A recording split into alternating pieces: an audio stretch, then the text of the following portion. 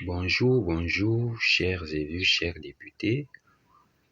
C'est Pierre Baudet, un citoyen camerounais qui suit la vie nationale. Il y a un projet de loi de finances qui est déposé sur votre table à l'Assemblée nationale pour 2025.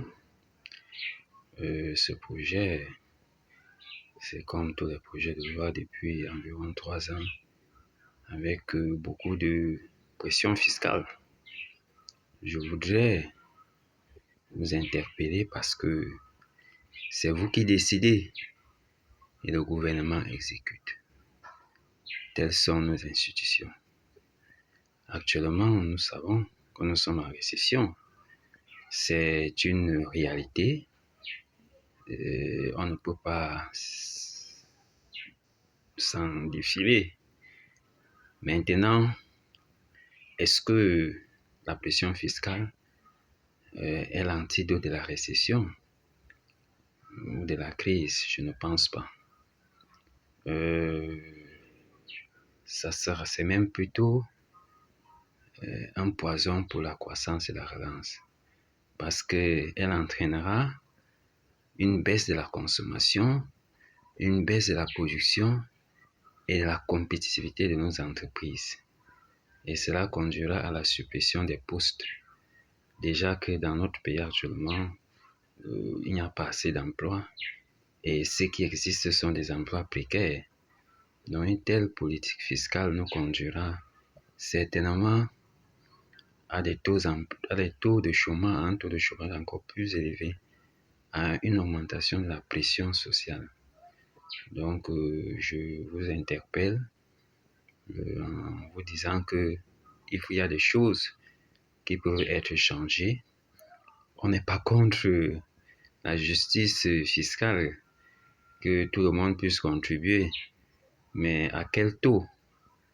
Il ne faut pas que ce soit pour mettre en mal l'économie, la compétitivité des entreprises qui souffrent aujourd'hui, et donc beaucoup sont obligés de faire dans la clandestinité, voire même la criminalité. On ne peut pas compter de nos jours.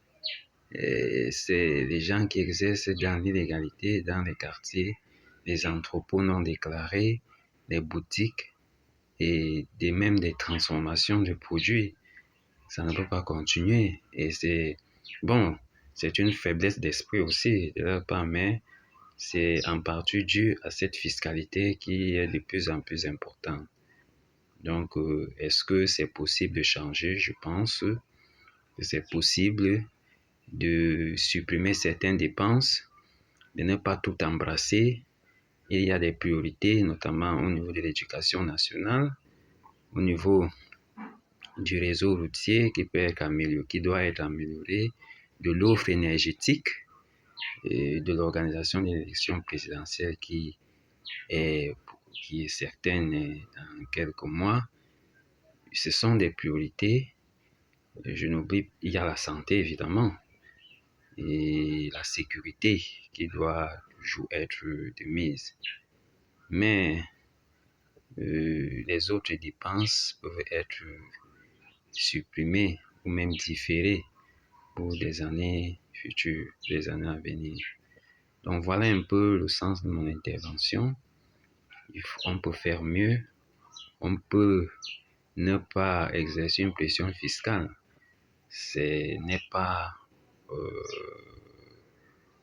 conseillé. Moi je pense que ça nous conduira dans le gouffre. Merci.